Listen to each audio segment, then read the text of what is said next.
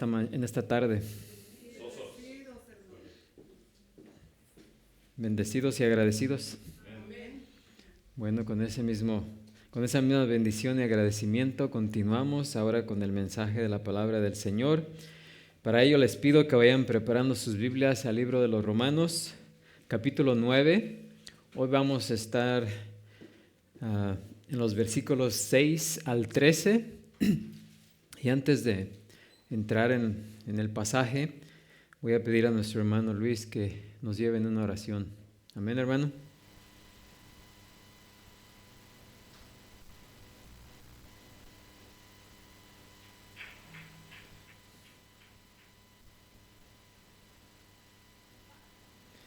Bueno, parece que algo pasó, no nos escucha el hermano. Hermano Luis. Bueno, pues vamos a leer el pasaje y luego vamos a orar. Romanos 9, versículo 6, dice: No que la palabra de Dios haya fallado, porque no todos los que descienden de Israel son israelitas, ni por ser descendientes de Abraham son todos hijos, sino en Isaac te será llamada descendencia.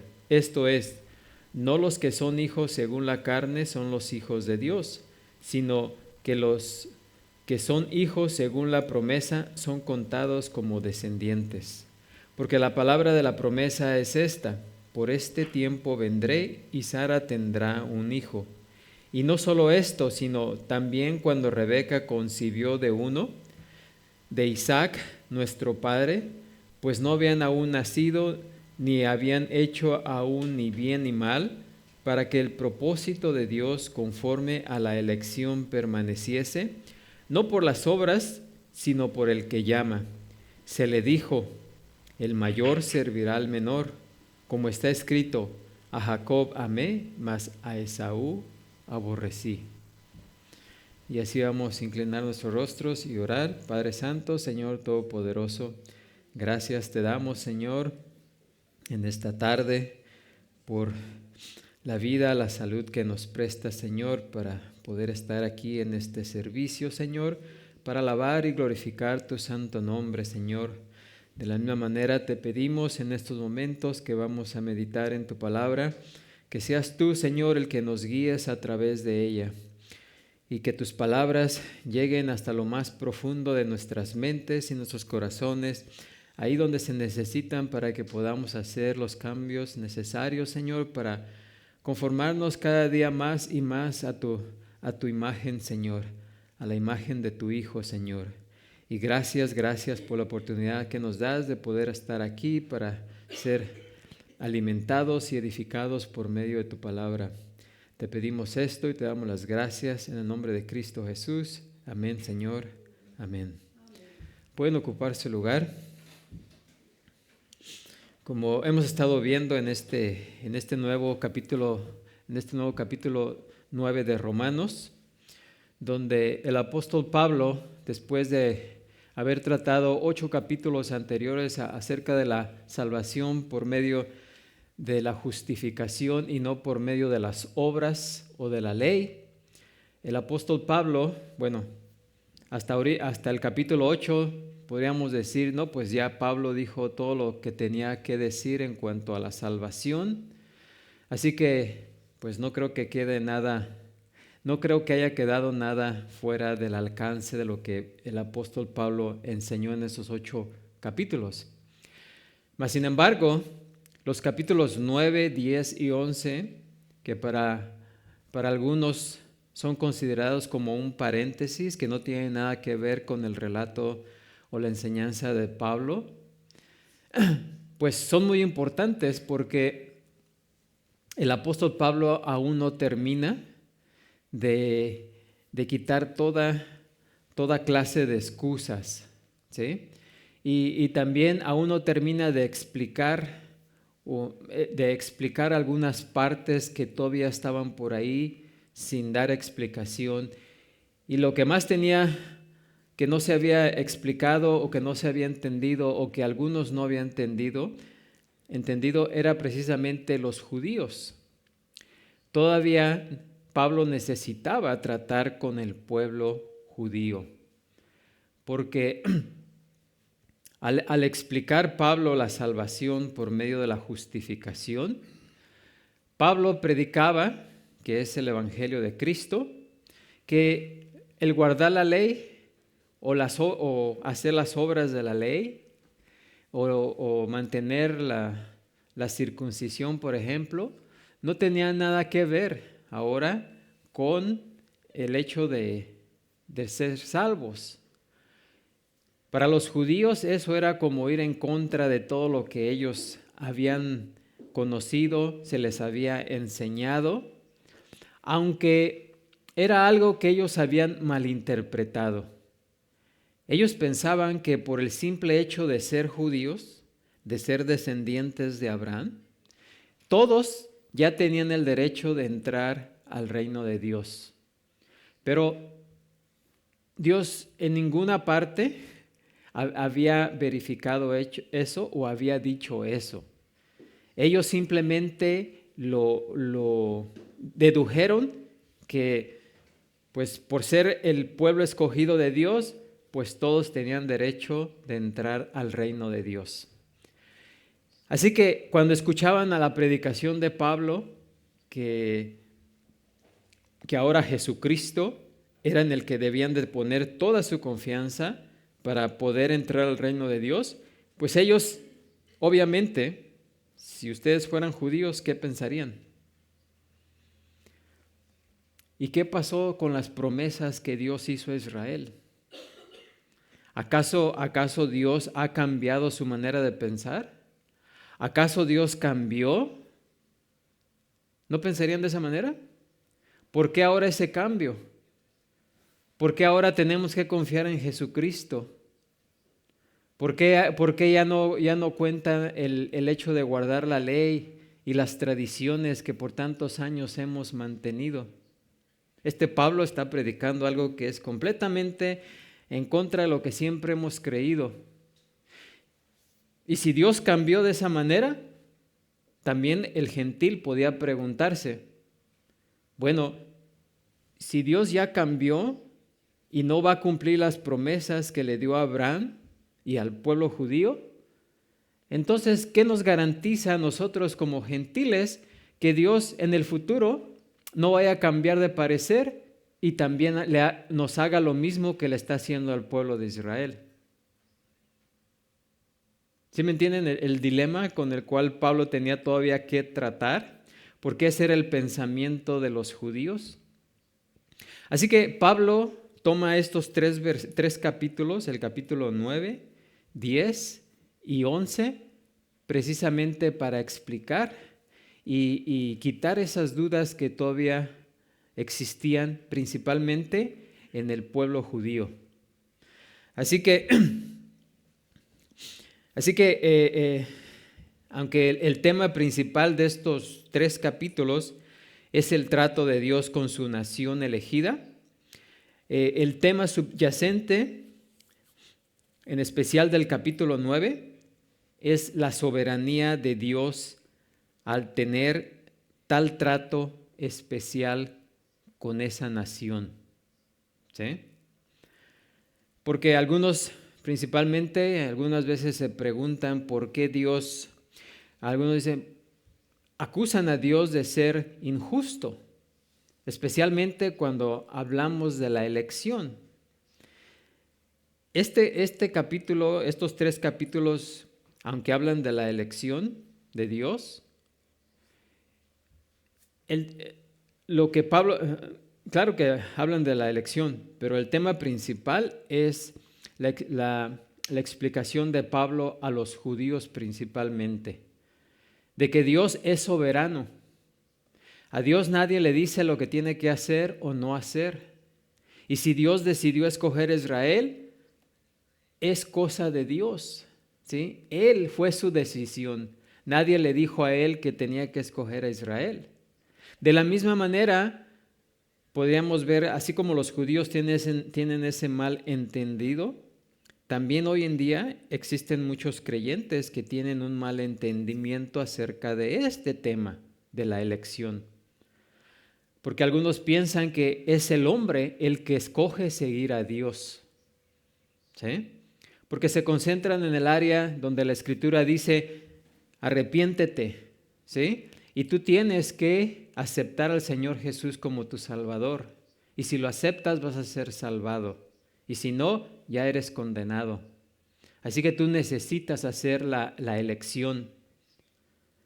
Y se olvidan de los pasajes donde la Escritura claramente, como los que vamos a ver, donde dice que Dios escoge, ¿sí? Que Dios elige, empezando por elegir a la nación de Israel como su pueblo, ¿sí?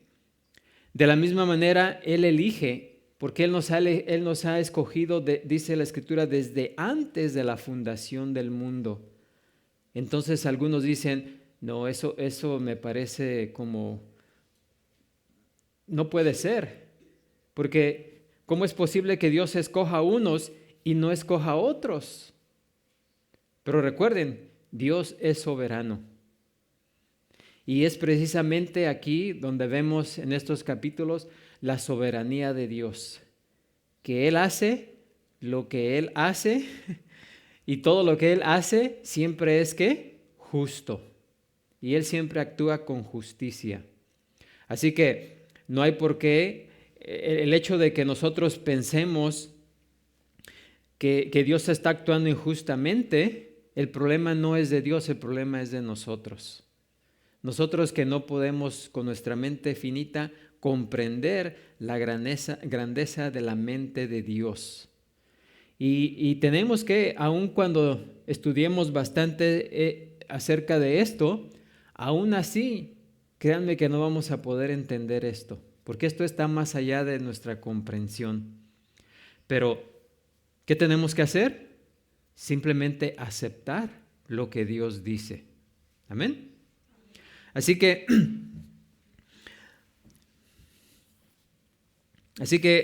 pues tenemos que tomar estos pasajes con mucho cuidado, como toda la palabra de Dios.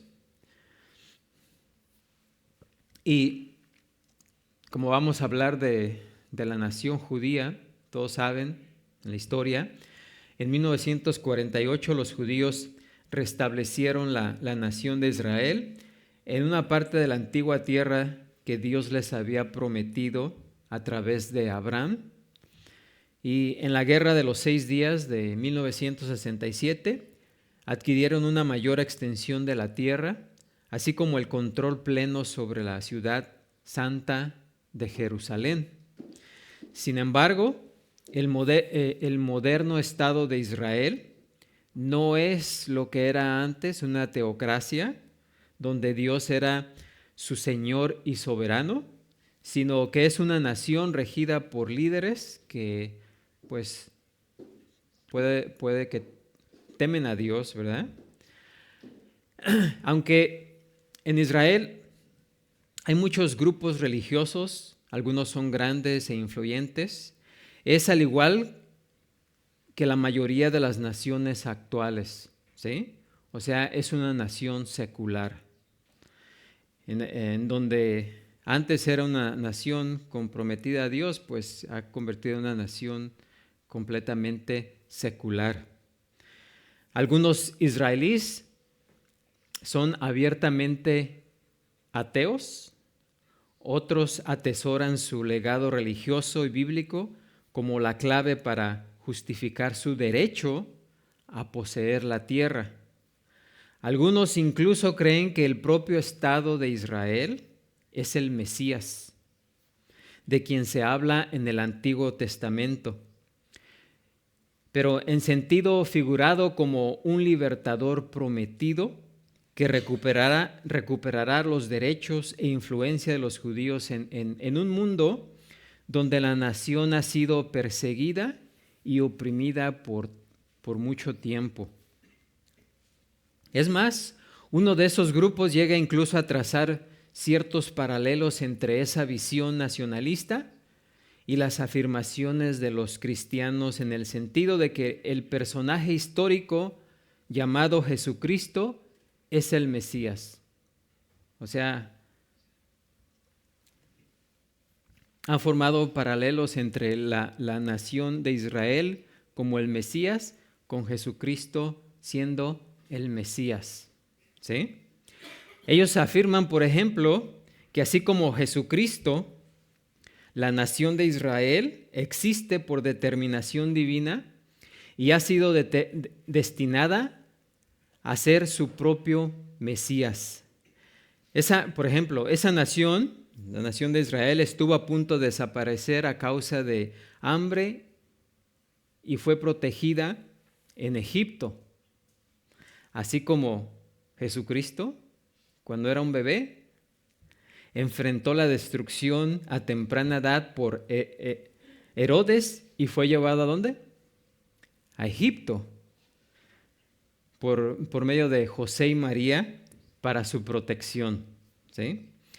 Así que así como Israel fue despreciada y aborrecida por el mundo y fue crucificada, por así decirlo, por los romanos en el año 70 de nuestra era, de la misma forma en que Jesús había sido crucificado por los romanos pues 40 años atrás, ¿sí?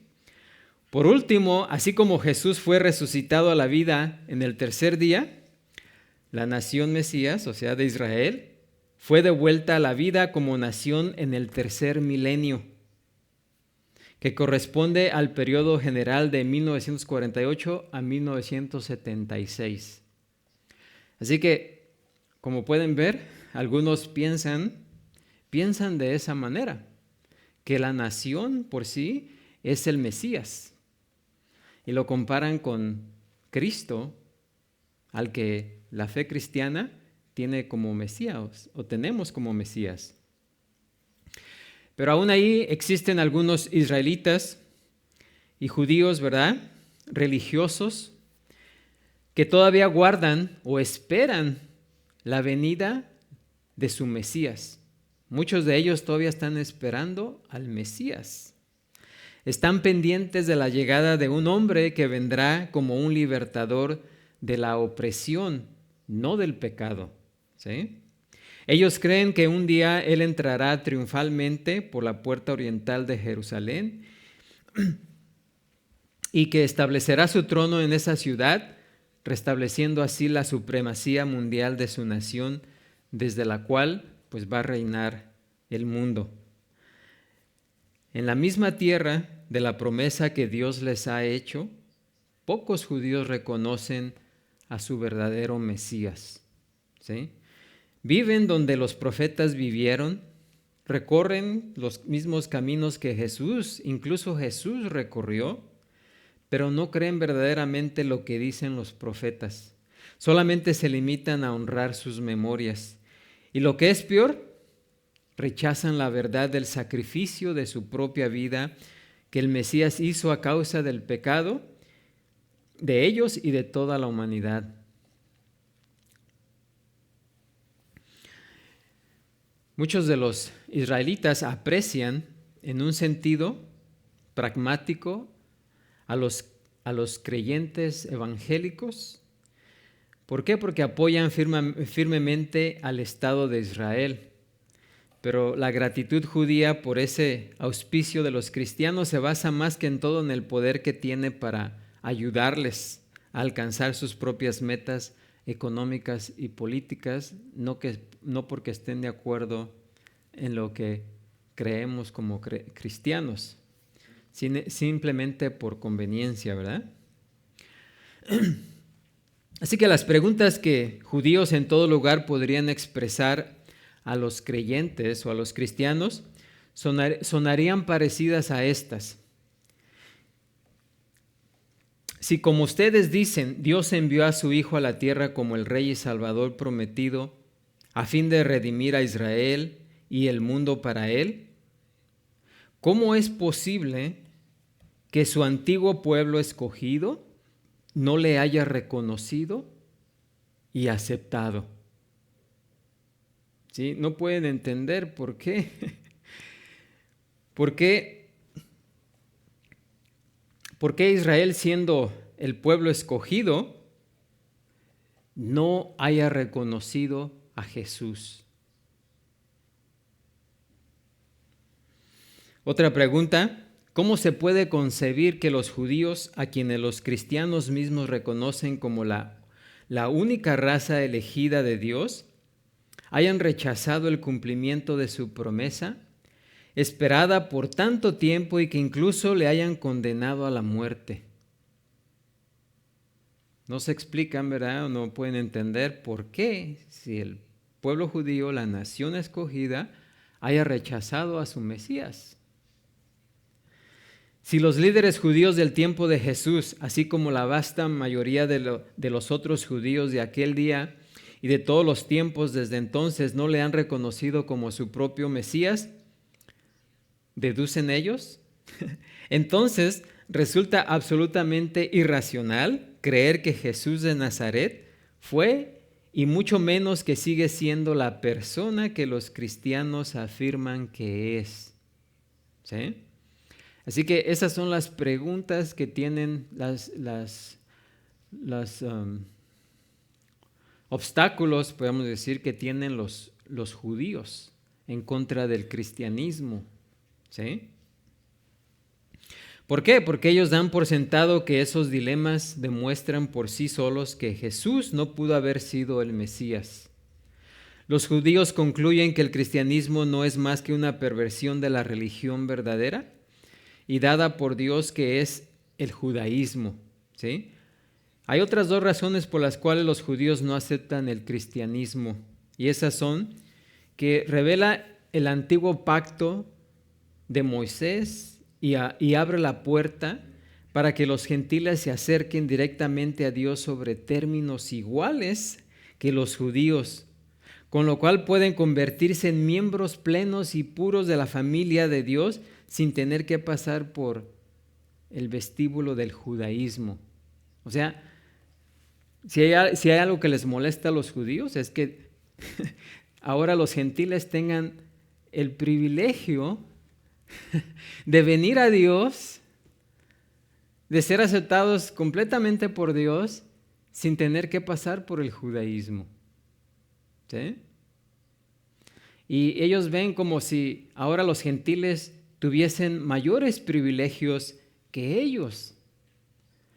Y si la nación de Israel es la escogida de Dios, ¿por qué es que ahora se centra, o ellos ven que ahora Dios está más enfocado y centrado en los gentiles?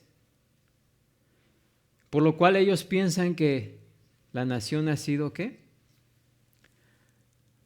puesta a un lado.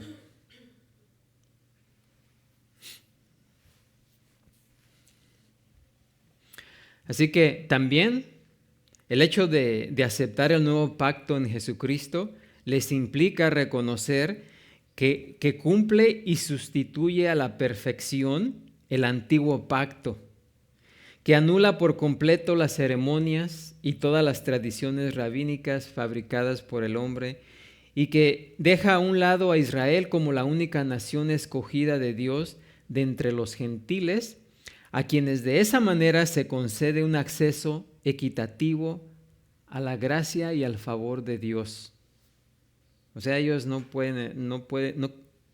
les resulta imposible reconocer que ahora los gentiles tengan el mismo privilegio que Dios les dio a ellos en el pasado. ¿Sí? En las mentes de la mayoría de los judíos del tiempo de Jesús y Pablo, el cristianismo, como llegó a llamarse poco tiempo después, no era nada menos que un movimiento hereje que se proponía abolir el antiguo pacto de Dios y sus promesas dadas por medio de Abraham y reiteradas por los otros patriarcas, así como el pacto y la ley que él dio a través de Moisés y David. Por tanto, la mayoría de los judíos consideran el cristianismo como una denigración total de la integridad y fidelidad de Dios. O sea que Dios cambió por completo, ¿sí? ¿Por qué? Porque los judíos estaban tan arraigados en el judaísmo, en la justicia por las obras y las tradiciones rabínicas y legalistas, Y puesto que el plan de Dios de ofrecer la salvación en términos equitativos ahora a los gentiles era un misterio que no estaba plenamente revelado en el Antiguo Testamento, ¿sí? Pablo dedica estos capítulos 9 al 11 para clarificar el lugar de Israel en la presente era, ¿sí?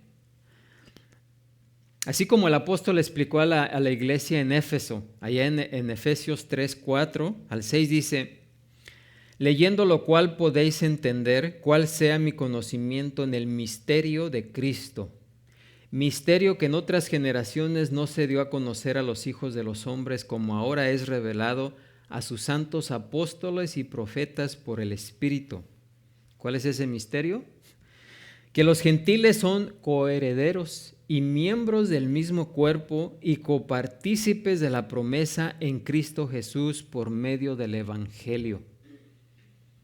Eso es lo que los judíos no pueden y no quieren comprender, ¿sí?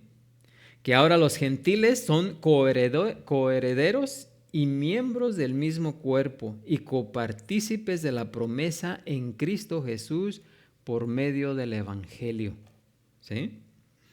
Así que aquí en Romanos 9, del 6 al 33, del versículo 33, Pablo presenta 4 razones básicas por las que el Evangelio de Jesucristo no es una herejía ni una blasfemia. Y en particular la razón por la que su rechazo por parte de la mayoría de los judíos individuales y por Israel como nación no contradice o no impugna de ningún modo el carácter justo y santo de Dios, ni tampoco vicia su revelación dada en las escrituras judías, o sea, el Antiguo Testamento, ni altera el medio de salvación para los hombres, ni quita la posición de Israel en su plan último de redención.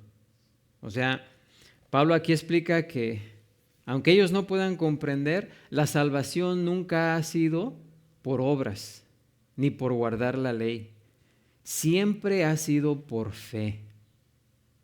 ¿Sí? Siempre ha sido por fe.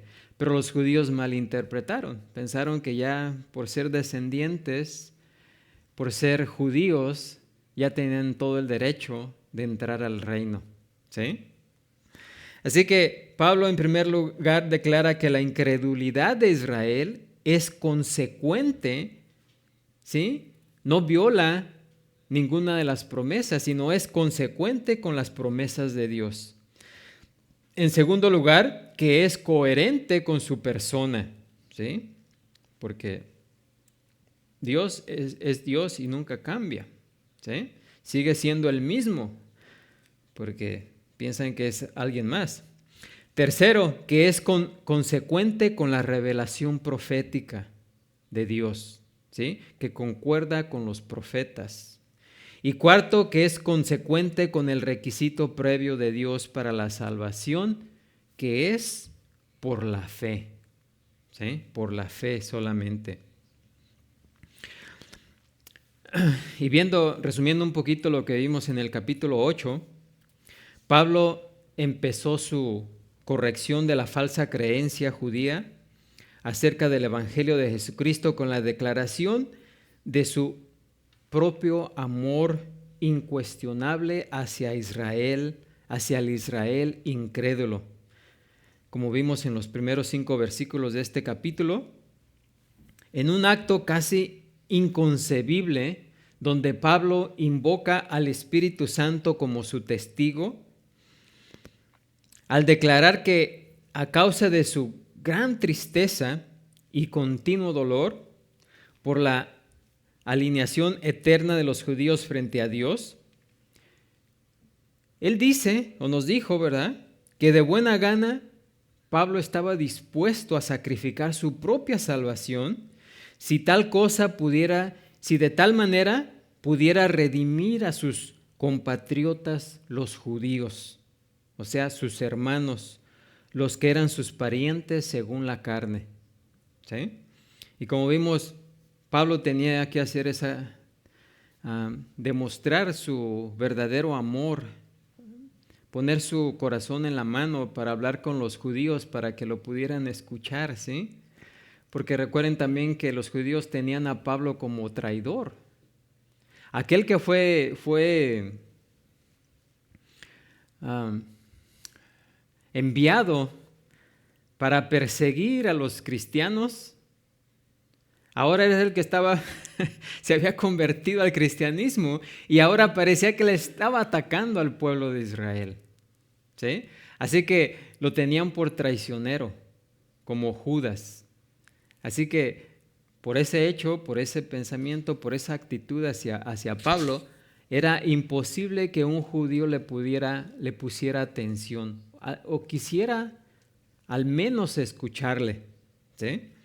Así que Pablo tuvo que poner su corazón en su mano para demostrarles que ese verdadero amor, ¿sí? Que realmente él quería que sus compatriotas, los judíos, pudieran entender que lo que estaban pensando no es que Dios había cambiado las reglas, sino que ellos no habían comprendido, habían malinterpretado, ¿sí?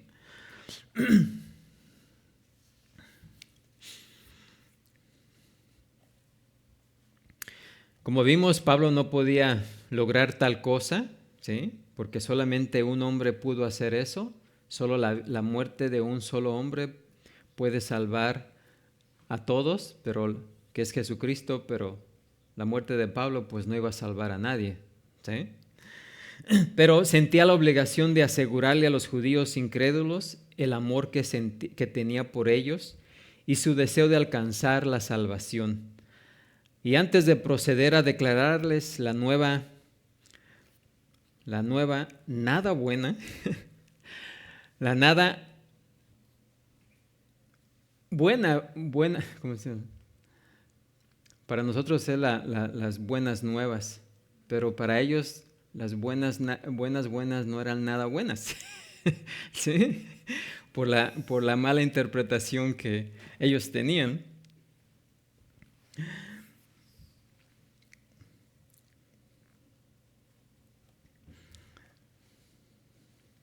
Ahora, pues él procede a explicarles, ¿sí?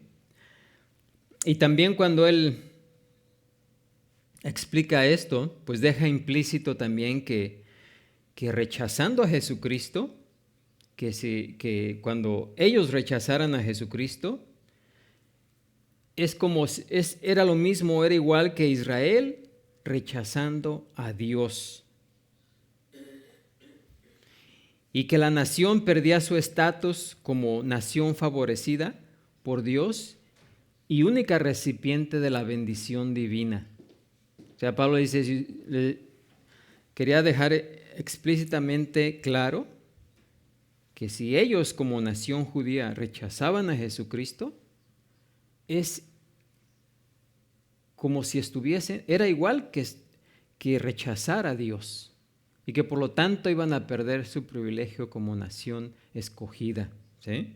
Favorecida por Dios. Que la nación ya no sería la niña de los ojos de Dios, ni el pueblo sobre el cual Dios se complaciera en derramar sus grandes bendiciones de cuidado y protección. Así que la pregunta es, ¿acaso este rechazo por parte de Dios no constituye una violación de sus promesas y por lo tanto una pérdida de su integridad? Así que Pablo aquí está defendiendo la integridad de Dios, ¿sí? Y es con base en esa clase de razonamiento que los judíos argumentaban el rechazo de Jesús como su Mesías. Y se sentían justificados en ese rechazo porque habían llegado a la conclusión de que se basaba en una defensa sólida del carácter de Dios. Los judíos pensaban, no, nosotros somos los que estamos defendiendo el carácter de Dios, ¿sí? Además, ellos rechazaban que un rechazo así, unánime, por parte de ellos, demostraba que Jesús no era el Mesías. O sea, si toda la nación de Israel rechaza a Jesús, pues lo más lógico es que Jesús no es el Mesías. Fíjense a qué conclusión llegaron.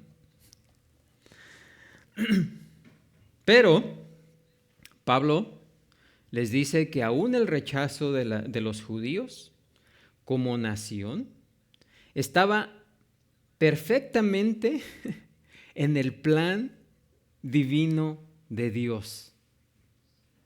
¿Sí?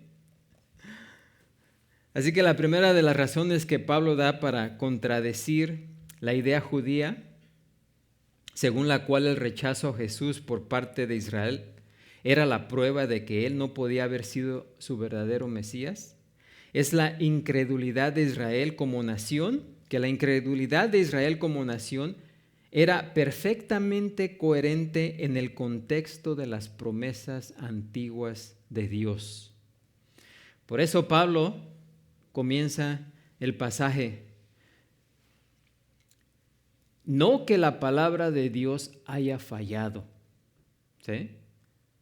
Porque eso es precisamente lo que pensaban los judíos. Dios nos falló. Dios no está cumpliendo su promesa. Dios cambió. Entonces Pablo comienza: no que la palabra de Dios haya fallado. En un sentido más literal, no que la palabra de Dios haya caído. Y Pablo se estaba refiriendo a todo lo que Israel había recibido de Dios, a saber, como vimos anteriormente, la adopción, la gloria, el pacto, la promulgación de la ley, el culto y las promesas. El Señor no había abrogado ni invalidado en cualquier forma el cumplimiento último de sus promesas incondicionales a los judíos. Por medio de Jeremías, él había asegurado esto mucho tiempo atrás a su pueblo, diciendo allá en Jeremías 32:42, como traje sobre este pueblo todo este gran mal, así traeré sobre ellos todo el bien que acerca de ellos he dado. ¿Sí? Dios no falta a sus promesas. Por medio de Isaías, él dijo, allá en Isaías 55:11, así será mi palabra que sale de mi boca, no volverá a mí vacía, sino que hará lo que yo quiero y será prosperada en aquello para que la envíe. Incluso el hecho de que Dios cortara al Israel incrédulo fue perfectamente coherente, o sea que estaba de acuerdo con las promesas de su pacto con ellos. El establecimiento y la disciplina son elementos de su fidelidad, integridad y amor divinos y no deben ponerse en duda, ¿sí? Nunca debemos de dudar de Dios. En nuestra propia época hemos visto pruebas irrefutables de que a pesar de que Dios ha castigado a la nación por su incredulidad, porque si hay un pueblo que ha sido castigado, ha sido el pueblo judío, ¿sí? Desde que crucificaron al Señor Jesucristo, o de que pidieron la crucificación de Jesucristo, que decían que su sangre caiga sobre nosotros, ¿se acuerdan? Así que desde entonces el pueblo ha sufrido tremendamente, ¿sí? Pero a pesar de todo ese sufrimiento, Dios no ha permitido que las múltiples pruebas y dispersiones padecidas por su pueblo, tales como la deportación de los judíos de Israel, primero a manos de Asiria en el año 722 a.C., y de Babilonia en el año 586, después por parte de Roma, de manera parcial en el año 70 de nuestra era, y totalmente en el año 132, Dios no ha permitido que los israelitas sean borrados del mapa, ¿sí? Como un pueblo único y especial. Todos los demás pueblos ya no se encuentran, pero Israel continúa. ¿Por qué? Porque Dios no ha terminado con Israel. Dios todavía tiene promesas que necesita cumplir a Israel. Y Dios ha preservado a su nación a pesar de todo o en contra de todo. ¿Sí? Después de casi 2000 años, en 1948, el Señor restableció a Israel en su propia tierra y fue reconocida por la comunidad mundial como un Estado independiente y soberano. Sin embargo, el hecho de que Dios haya traído de vuelta a su pueblo a la tierra prometida como una nación, no prueba que como tal sea agradable ante sus ojos. Y como ya vimos anteriormente, la mera descendencia física de Abraham nunca hizo un solo judío individual, no hizo que un solo individuo individual se convirtiera en miembro de la santa familia de Dios. ¿Sí? No obstante, como habremos de ver, su salvación sí vendrá, al igual que el reino que Dios prometió. Así que Pablo continúa explicando cómo es que la incredulidad de los judíos no desacredita la palabra de Dios. Y escribe ahí en los versículos 6 y 8, porque no todos los que descienden de Israel son israelitas, ni por ser descendientes de Abraham son todos hijos, sino en Isaac te será llamada descendencia. Esto es, no los que son hijos según la carne son los hijos de Dios, sino los que son hijos según la promesa son contados como descendientes. Y Pablo pasa a darnos unas ilustraciones, ¿sí? Porque claro que Pablo tiene que usar la misma escritura para explicar que esto no es cosa de hoy, sino que siempre ha sido así. ¿Sí? Así que ni siquiera por estar en el linaje de Jacob, ¿sí?, quien se convirtió en Israel, una persona era automáticamente un verdadero hijo de la promesa. Dice, no todos los que descienden de Israel son ¿qué? Israelitas. No todos los descendientes físicos de los israelitas son verdaderos herederos de la promesa. Dios sabía que no todos lo iban a aceptar, ¿sí? Y que no todos los judíos iban a ser ¿qué? Hijos verdaderos. Anteriormente en Romanos 2, 28 y 29 dijo Pablo, pues no es judío el que lo es exteriormente, ni es la circuncisión la que se hace exteriormente en la carne, sino que es judío el que no lo es, el que lo es en lo interior, y la circuncisión es la del corazón, en espíritu, no en letra, la alabanza del cual no viene de los hombres, sino de Dios. ¿Sí? Y ya que los judíos estaban familiarizados con estos, Pablo elige textos del Antiguo Testamento para respaldar esos puntos, utilizando primeramente a Ismael. ¿Sí? El primer descendiente varón de Abraham, ¿quién era? ¿Quién fue? Ismael. Ismael fue el primer hijo de Abraham, ¿sí?, quien tuvo por medio de Agar, la sierva egipcia de su esposa Sara, que por falta de fe en la promesa de Dios, según la cual Abraham tendría un heredero a través de ella misma, Sara en su esterilidad le entregó a Agar, su sierva, a Abraham como para que se allegara a ella, ¿sí?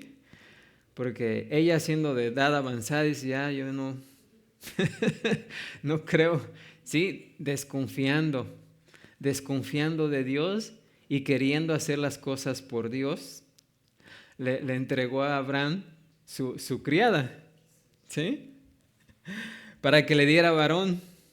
No obstante, tan pronto Agar quedó embarazada, Sara se sintió resentida y celosa. Ismael nació y si hubiera sido el único hijo de Abraham, se habría convertido en el único heredero, ¿sí? Pero antes de que eso sucediera, Sara exigió que Agar y su hijo recién creado fuesen expulsados del hogar, allá en Génesis 4 y 6. Aunque Ismael fue el hijo de Abraham y aunque Sara había pasado la edad normal para tener hijos, fue por medio de ella, la verdadera esposa de Abraham, que Dios aseguró que nacería el verdadero hijo de la promesa dada por él. Génesis 17:9 dice, ciertamente será tu mujer, ciertamente Sara tu mujer te dará a luz un hijo y llamará su nombre Isaac. Sí, hasta el nombre hasta le dijo qué nombre le iba a poner. Y confirmaré mi pacto con él como pacto perpetuo para sus descendientes después de él. Yo estableceré mi pacto con Isaac, el que Sara te dará luz por este tiempo el año que viene. Génesis 18. Así que era en ese pasaje específico que Pablo se refirió al recordar a sus lectores la declaración de Dios a Abraham cuando le dijo aquí, en Isaac te será llamada ¿qué? Descendencia. Como hijo de Abraham, Ismael recibiría sus propias bendiciones especiales de parte de Dios, como podemos ver ahí en Génesis 17, 18, pero no era y nunca podría ser el heredero de la promesa de Dios. ¿Sí? Así que desde ahí ya está demostrando con Ismael, ¿sí? Desde la antigüedad. Aunque Ismael nació primero, de ahí no iba a venir la promesa, sino de Isaac, que nació después, de ahí se cumpliría la promesa. Así que ahí ya está eligiendo Dios, ¿sí? Después que Sara murió, Abraham tuvo otros 6 hijos con su nueva esposa que se llamaba Cetura. Podemos ver eso en Génesis 25:1. Pero ninguno de ellos, al igual que Ismael, podría haber sido el hijo de la promesa. ¿Sí? No solamente era imposible que los descendientes de estos hijos fueran los hijos de la promesa de Dios, sino que incluso los descendientes privilegiados de Sara, por medio de Isaac, no podían convertirse en herederos plenos de la promesa meramente a causa de su linaje físico. Dios siempre supo que los judíos iban a ser muertos espiritualmente y cortados de la promesa de la salvación. ¿Sí? Dice, ni por ser descendientes de Abraham son todos hijos. Esta es otra declaración de esa misma verdad. Así que el hecho de que algunos judíos rechacen a Jesús no demuestra que Él no es el Mesías, ni tampoco afrenta la integridad de Dios. Él sabía que habría judíos incrédulos a lo largo de la historia de Israel. ¿Sí? Dios conoce todas las cosas. Y luego Pablo da otra ilustración en Isaac. Para ilustrar otra vez esa realidad, Pablo toma el ejemplo de Isaac. Puesto que Isaac fue el único hijo de Abraham, ¿sí?, a la promesa divina, Pablo se refiere aquí a los hijos de Isaac como descendientes de Abraham, los judíos, y por lo tanto los únicos hijos de Dios en un sentido solamente ¿qué? Racial, ¿sí? La nación entera de Israel fue elegida para recibir ese privilegio divino.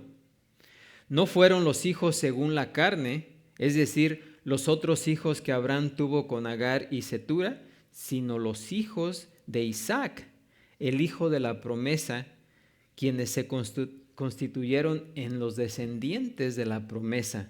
Pero aún de esa descendencia, no todos iban a ser hijos de Israel. Así que el punto aquí es que así como no todos los hijos físicos de Abraham heredaron la promesa de pertenecer físicamente al pueblo de Dios, así también todos los hijos de Abraham a través de Isaac pertenecen espiritualmente al pueblo de Dios. La incredulidad, el pecado, el rechazo y la hostilidad de Israel hacia Cristo no constituye una prueba de que Él no sea el Mesías, ¿sí?, sino todo lo contrario. Esto concuerda perfectamente con la promesa de Dios, la cual anticipaba que no todos los judíos creerían en Jesús para ser salvos. Y esa verdad quedó ilustrada de manera evidente durante el tiempo de Elías. ¿Se acuerdan? Que a causa de las continuas amenazas contra su vida, no solamente por parte de los sacerdotes de Baal, sino también del rey Acab y la reina Jezabel de Israel, Elías se había convencido de que todo Israel era apóstata. Más adelante en la epístola a los Romanos, Pablo recuerda a sus lectores la queja temerosa del profeta y la respuesta de aseguramiento por parte de Dios. En Romanos 11, 3 y 4 dice: Señor, a tus profetas han dado muerte y tus altares han derribado, y solo yo he quedado y procuran matarme. ¿Sí? Jeremías pensaba que era el único justo, el único que había quedado. ¿Y qué le dijo Dios? Pero ¿qué le dice la divina respuesta? Dios le dijo: me he reservado 7,000 hombres que no han doblado la rodilla delante de Baal. ¿Sí? Aun cuando todo el pueblo de Israel se habían apostatado, Dios había preservado a 7,000 hombres que no habían doblado la rodilla a Baal. ¿Sí? Que es lo que también Pablo tomó esto de Primera de Reyes 19:10. En otras palabras, aún durante el ministerio del profeta que obró grandes milagros, Jeremías, la gran mayoría de Israel era completamente abiertamente pagana. ¿Sí?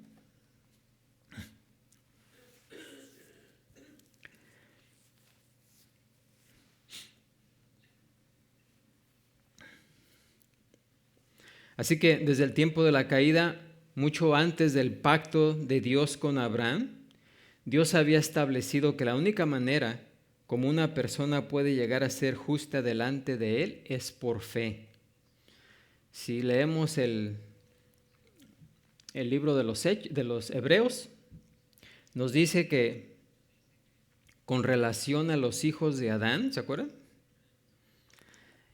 Nos dice que el sacrificio de Abel fue aceptado por Dios debido a que fue ofrecido con fe, y que el sacrificio de Caín fue rechazado porque no fue ofrecido con fe. ¿Sí? Aún desde Adán y Eva tenemos otro ejemplo ahí con Abel y Caín.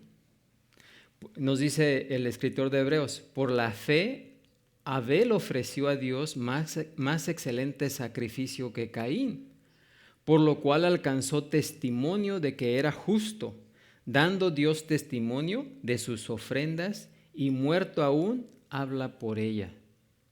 ¿Sí? Isaac también representa una ilustración excelente de un verdadero hijo de Dios, porque mucho antes de haber sido concebido, ¿sí? El ejemplo con Isaac, fue divinamente escogido entre los descendientes de Abraham para ser el heredero de la promesa. El hecho de convertirse en el hijo espiritual de Dios fue preordenado de la misma forma soberana y sobrenatural como sucedió su elección como hijo físico de Abraham.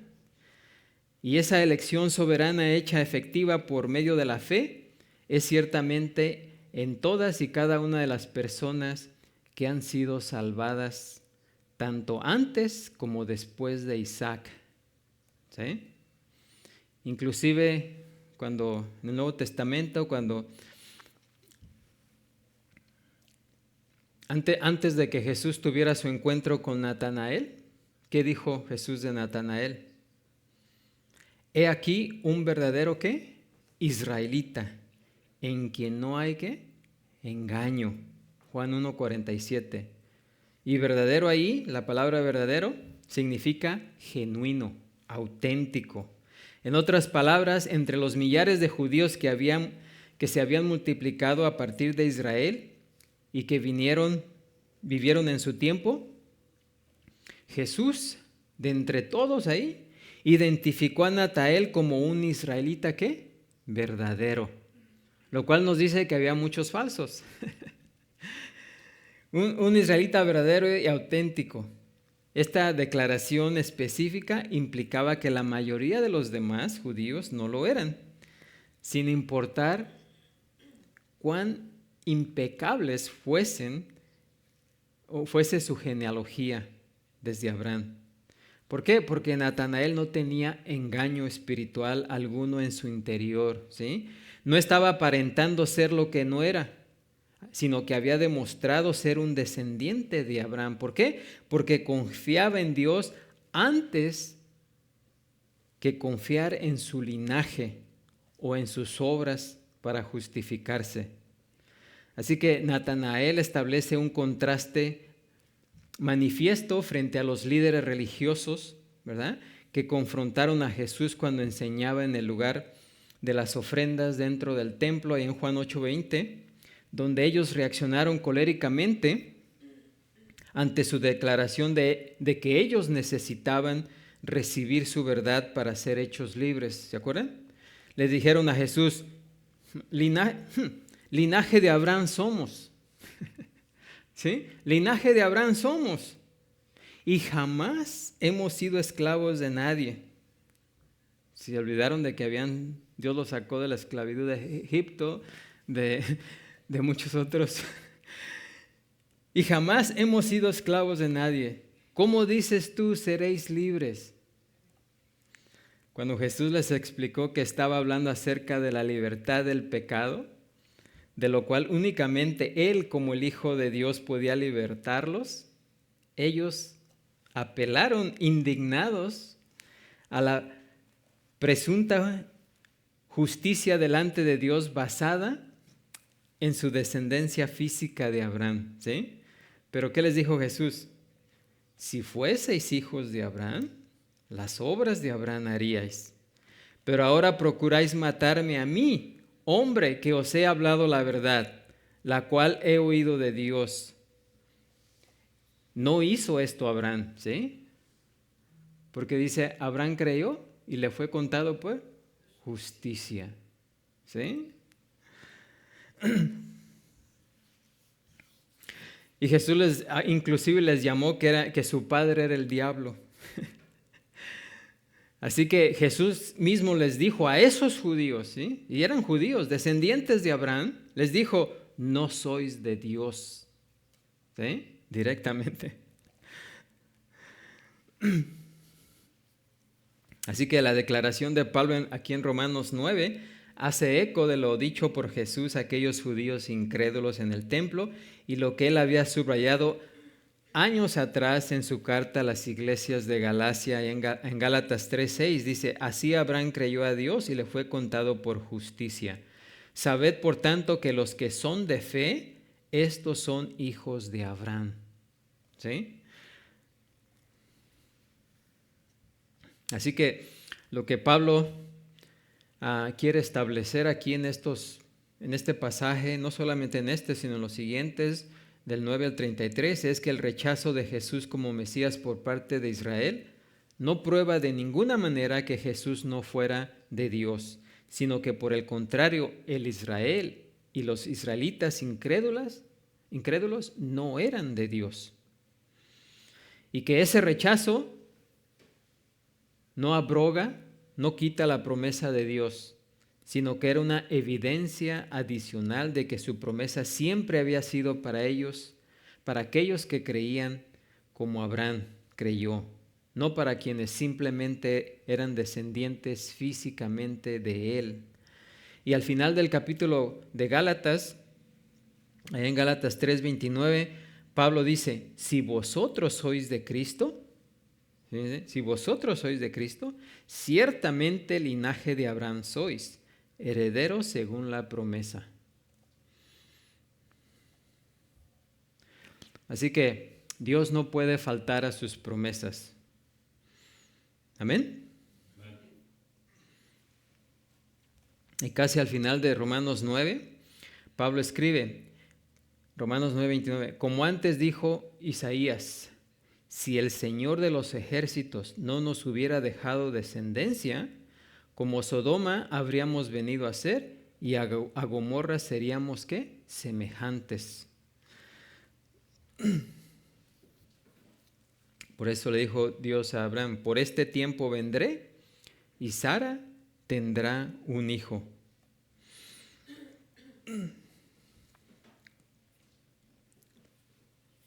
Así que yo creo que ahí nos vamos a detener.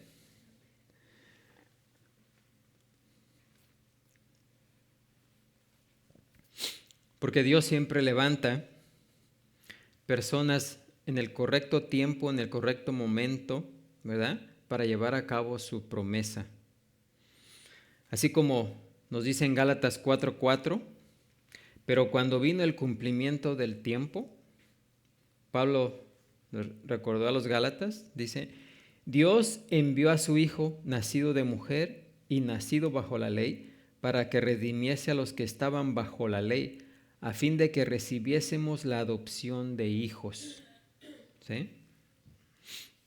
Así que ahí les da un ejemplo de que aún los descendientes de Abraham, no todos, fueron escogidos para salvación, ¿sí? O no, solamente en Isaac. Ismael no fue elegido para que por medio de la descendencia de Ismael se cumpliese la promesa, sino fue por medio de ¿quién? Isaac. ¿Por qué? Porque Dios así lo quiso. ¿Y quién puede decirle a Dios, Dios es injusto? No, Dios es ¿qué? Soberano. Y si Él así lo quiso, así se hizo. Amén. Así que no podemos decirle nada a Dios, no podemos contradecirle nada a Dios, simplemente ¿qué? Aceptarlo. Si aun cuando no podamos comprender estas cosas, ¿por qué Dios escoge a unos y a otros no?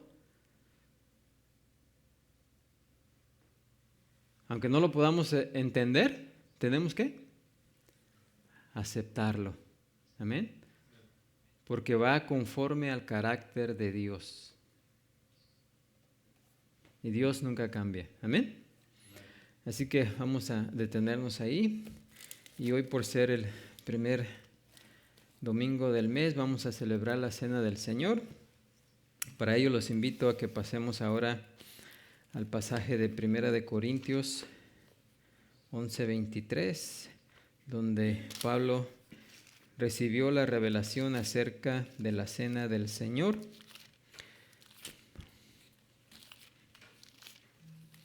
Y nos dice, porque yo recibí del Señor lo que también os he enseñado, que el Señor Jesús, la noche que fue entregado, tomó pan y habiendo dado gracias lo partió y dijo, tomad, comed, esto es mi cuerpo que por vosotros es partido, haced esto en memoria de mí. Asimismo tomó también la copa después de haber cenado, diciendo, esta copa es el nuevo pacto en mi sangre, haced esto todas las veces que la bebieres en memoria de mí. Así pues, todas las veces que comieres este pan y bebieres esta copa, la muerte del Señor anunciáis hasta que Él venga. De manera que cualquiera que comiere este pan o bebiere esta copa del Señor indignamente, será culpado del cuerpo y de la sangre del Señor. Por tanto, pruébese cada uno a sí mismo y coma así del pan y beba de la copa. Porque el que come y bebe indignamente sin discernir el cuerpo del Señor, juicio come y bebe para sí, por lo cual hay muchos enfermos y debilitados entre vosotros y muchos duermen. Si pues nos examinásemos a nosotros mismos, no seríamos juzgados. Mas siendo juzgados, somos castigados por el Señor, para que no seamos condenados con el mundo. Así que, hermanos míos, cuando os reunís a comer, esperaos unos a otros. Si alguno tuviere hambre, coma en su casa, para que no os reunáis para juicio. Las demás cosas las pondré en orden cuando yo fuere. Así que aquí apóstol Pablo relata la visión que él tuvo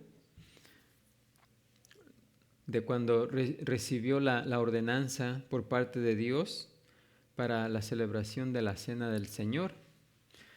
Recordamos que el Señor Jesús dejó 2 ordenanzas para la iglesia, que es el bautismo y la cena del Señor. Así como Dios prescribió para Israel, yo hago esa comparación, ¿verdad? Así como Dios dio a Israel fiestas, ceremonias y rituales, los cuales no fueron dadas nomás así, sino que cada uno de esos rituales, fiestas y ceremonias tenían un significado, ¿sí? Eran, podríamos decir, profecías ilustrativas, profecías que se iban a cumplir en un futuro. Todas ellas apuntaban ¿a quién? A Jesucristo. Pues asimismo, creo, ¿verdad?, que Jesús dejó estas ordenanzas para la iglesia. Son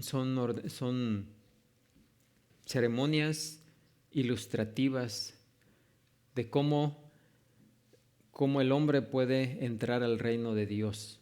O sea, es el evangelio ilustrado en las dos ordenanzas que dejó el Señor a la iglesia. En la cena del Señor, para los que no saben cómo entrar al reino de Dios, nos dice, ¿verdad?, que el pan es el cuerpo de Cristo, ¿sí? Representa el cuerpo de Cristo, pero también representa la encarnación de Dios en Jesucristo, lo cual quiere decir que cualquier persona que quiera entrar al reino de Dios necesita creer que Jesucristo es ¿quién? El Señor. Si alguien no cree que Jesucristo es Dios, no puede entrar al reino de Dios, ¿sí? No importa lo que digan o hagan, pero aquel que no cree que Jesucristo es Dios, no puede entrar al reino de Dios. ¿Amén? Vale. Así que cuando celebramos la cena, el pan, si creemos en esa verdad, la comemos. No estamos físicamente comiendo el pan, pero espiritualmente estamos aceptando esa verdad, ¿sí? Si no creemos en algo, especialmente en algo de comer, si no creemos que lo que vamos a comer nos va a hacer provecho, ¿lo comemos? No. ¿Sí? Pero si creemos que nos va a hacer bien, entonces ¿qué? Lo comemos. Y lo mismo sucede. ¿Creemos en que Jesús es Dios? Nos comemos el pan porque con eso estamos indicando que sí creemos, que estamos validando esa verdad, o que esa verdad más bien se está validando en nosotros, ¿sí? ¿Por qué nos estamos comiendo ese pan? Estamos creyendo en esa verdad, ¿sí? Si no creyéramos, pues probaríamos, oh, no me gusta este pan, no tiene sabor. Ajá. Pero como creemos, lo comemos, ¿sí? Comemos el cuerpo de Cristo. La segunda verdad que necesitamos creer, en la cual necesitamos creer para entrar al reino de Dios, es lo que el fruto de la vid representa. El fruto de la vid, el vino, representa el sacrificio de Jesús en la cruz, ¿sí? Porque la paga del pecado es ¿qué? Muerte. No fuimos salvados por la sangre de Cristo, porque cuando la Escritura habla de la sangre de Cristo, se está refiriendo ¿a qué? A la muerte, al sacrificio de Jesús en la cruz. Jesús no pagó por nuestros pecados desangrándose, sino muriendo en la cruz. Así que el vino representa la muerte de Jesús en la cruz como el único medio de salvación, el único medio por el cual nuestros pecados pueden ser perdonados. Así que cuando tomamos del vino, estamos aceptando esa verdad, estamos creyendo esa verdad. Y no le estamos agregando nada ni quitando nada, ¿sí? No es el bautismo y la fe, no es la cena del Señor como dice la Iglesia Católica, porque ellos creen que en la Eucaristía, ¿verdad?, Jesucristo vuelve a morir ahí, ¿sí? O sea, cada vez que celebran una misa, están crucificando a Cristo, ¿sí? No es cierto, porque Cristo murió una sola vez, ¿sí? y con eso fue más que suficiente. Así que si tomamos del vino, estamos aceptando esa verdad, estamos creyendo esa verdad como el único medio de salvación. Amén. Y luego la resurrección. Necesitamos creer en la resurrección porque la resurrección prueba que Jesucristo venció la muerte, que Jesucristo no tenía pecado y que la muerte no lo podía retener, por eso resucitó. ¿Sí? Y así como Cristo resucitó, un día nosotros vamos a resucitar juntamente con Él. ¿Sí? Así que la resurrección es la prueba de que el sacrificio que Jesús hizo en la cruz fue aceptado ¿por quién? Por el Padre. ¿Sí? Es más, nosotros creemos que Cristo murió por nosotros, pero realmente Cristo murió para el Padre. Amén. Así que el Padre lo levantó de entre los muertos porque en Él no había pecado.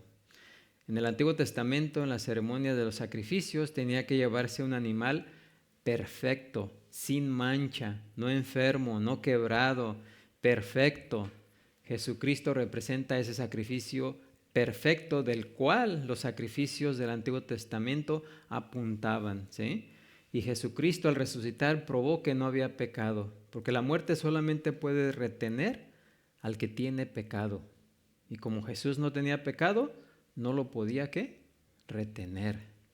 Amén. Así que eso es la enseñanza ilustrativa de la Cena del Señor.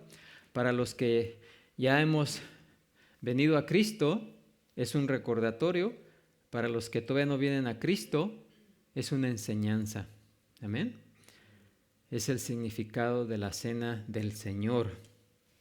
Y un día vamos a celebrar esa cena en las bodas ¿de qué? Del Cordero. Cuando la iglesia se una a su novio Jesucristo allá en los cielos. Amén. Ahora, ninguno de nosotros somos dignos de ser llamados a su mesa, ¿sí? Pero en su muerte Jesucristo nos hizo dignos. Amén. Él nos justificó. Su justicia, la que Él vivió por casi 33 años, donde no cometió pecado, Él vivió la vida justa, cumplió todos los mandamientos y esa justicia nos es transferida a nosotros. ¿Sí? Por eso es que somos ¿qué? Justificados por Él, no por nosotros. Amén. Nosotros, al contrario, le dimos todos nuestros pecados a Él. ¿Y qué pasó con Él? Él murió nuestra muerte, ¿sí? Así que en la cruz se hizo esa transacción, ese intercambio. Amén. Glorioso, ¿no? ¿Difícil de entender? Fácil, ¿no? Ese es el Evangelio, ¿sí? Eso es precisamente el Evangelio. Y eso es lo que Pablo nos dice ahí, aquí, ¿verdad? Que debemos ¿qué? Anunciar ¿qué? Su muerte. ¿Sí? Su muerte. ¿Por qué? Porque en su muerte explica por qué, la causa del pecado y cómo es que fuimos rescatados del pecado. Amén. También nos dice Pablo aquí que debemos confesar.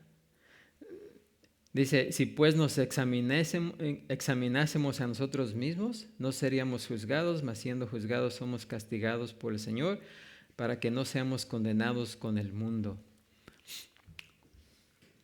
Con la muerte de Cristo todos nuestros pecados fueron perdonados, los pasados, presentes y los futuros.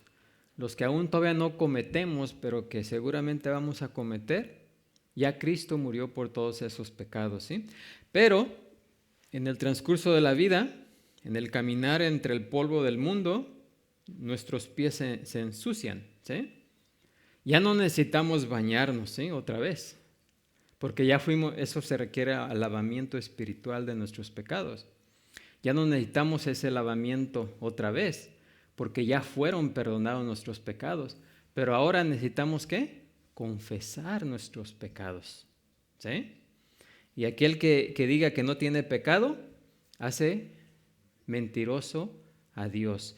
Porque Jesús todavía es nuestro abogado que sigue intercediendo por nosotros hasta que un día estemos allá con Él. Amén. Así que también es un tiempo de confesión de nuestros pecados. Amén. Así que, ¿y quiénes pueden tomar la cena del Señor? Aquellos que han puesto su confianza en Cristo y que han sido, ¿qué? Bautizados. Amén. No porque el bautismo pruebe que o sea necesario para salvación, pero todo aquel que cree se bautiza. Amén. Así que con eso vamos a ponernos de pie, vamos a orar por los elementos y vamos a pasar a tomar la cena del Señor. Orando, Padre Santo, Señor Todopoderoso, gracias te damos, Señor, por la oportunidad que nos das en este día, en este primer día de la semana, Señor, de poder participar de tu mesa, Señor, para la cual tú nos has llamado, no porque lo merezcamos, no porque seamos dignos, Señor, sino porque tú nos hiciste dignos al morir en la cruz, Señor, al habernos limpiado de todo pecado pasado, presente y aún futuro, Señor. Y gracias, Señor, por ello. Ahora la responsabilidad que tenemos es aceptar esas verdades, Señor, que el pan representa tu cuerpo encarnado en Jesucristo, y que necesitamos reconocer que Jesús es Dios. Y el vino que representa el sacrificio que Jesús hizo en la cruz para limpiarnos de todo pecado. El único sacrificio, el único medio por el cual nuestros pecados pueden ser limpiados, Señor. Así que cuando participamos del vino, estamos aceptando en nosotros ese regalo, Señor, ese sacrificio que tú hiciste por nosotros. Y gracias, Señor, por ello. También sabemos que en el caminar de este mundo continuamente pecamos, Señor. Y en este momento, Señor, tomamos tiempo para confesar todos esos pecados en los cuales, Señor, hemos caído, hemos cometido, Señor, sin querer llamarles de cualquier otro nombre, sino simplemente llamándolos como tú dices que le llamemos, pecados, Señor. Sean chicos, sean grandes, sean blancos, sean negros, Señor. En fin, todos a la vez son pecados, Señor. Es nuestra desobediencia que aún permanece en este cuerpo que no ha sido redimido, Señor, pero esperamos ese glorioso día cuando aún nuestro cuerpo sea glorificado y ya no peque más. En aquel día cuando celebremos las bodas del Cordero allá en tu gloria, Señor. Y gracias, Señor, por ello. Bendice estos elementos. Te lo pedimos en el nombre de Cristo Jesús. Amén, Señor. Amén. Y así vamos a pasar a tomar la cena del Señor.